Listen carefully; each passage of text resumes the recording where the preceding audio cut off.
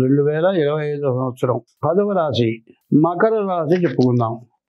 ఈ మకర రాశి ఎట్లా ఉంది?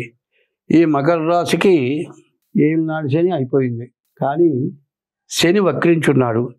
ఈ శని వక్రించడం వల్ల మరి ఏలినాటి శని ఉన్న లక్షణాలే కనపడతాయి.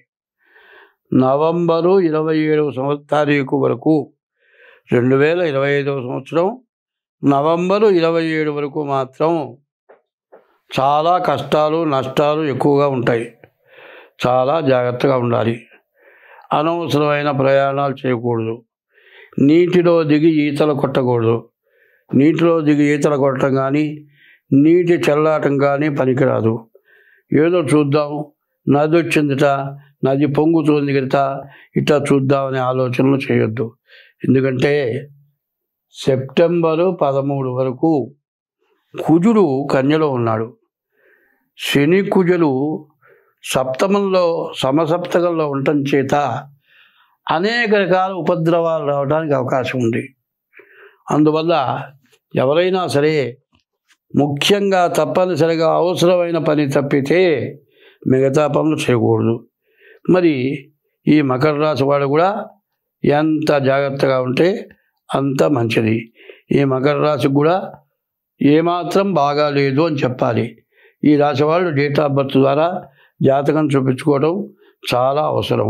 ఈ రాశి వాళ్ళు జమ్మె చెట్టుకు ప్రదక్షిణ చేయొచ్చు. శనీశ్వరుడికి నవగ్రహాల గుళ్ళో ప్రదక్షిణ చేయాలి. శివుడికి ప్రదక్షిణ చేయాలి. మారేడు దళాలు తీసుకెళ్ళి శివుడికి ఇవ్వండి. ఇట్లా సోమవారం ఈశ్వరాభిషేకం, శనివారం శనికి అభిషేకం, ఇట్లా చేస్తూ 3 వేళలా సూర్య నమస్కారాలు చేయండి. మీకు అన్ని విధాలా బాగుంటుంది. అయితే మీ చేత్తో ఎవరికి అప్పులు ఇవ్వద్దు. ఎవరైనా వ్యాపారాలు చేసుకునేవాళ్ళకి కానీ, ఎవరైనా చీట్లు పాడుకునేవాళ్ళు కానీ, ఎవరైనా బ్యాంకు లోన్ తీసుకునేవాళ్ళకి కానీ మీ హామీ సంతకాలు పెట్టద్దు. అట్లా పెట్టేటట్లయితే వాళ్ళు ఎగ్గొడతారు, మీరు మొత్తం కట్టాలి. పెద్ద పెద్ద అమౌంట్లకు సంతకాలు పెట్టారు అంటే మీ ఆస్తులు అమ్మినా కూడా మీ బాకీలు తీరక మీరు అరెస్ట్ అయ్యేటువంటి పరిస్థితులు వస్తాయి.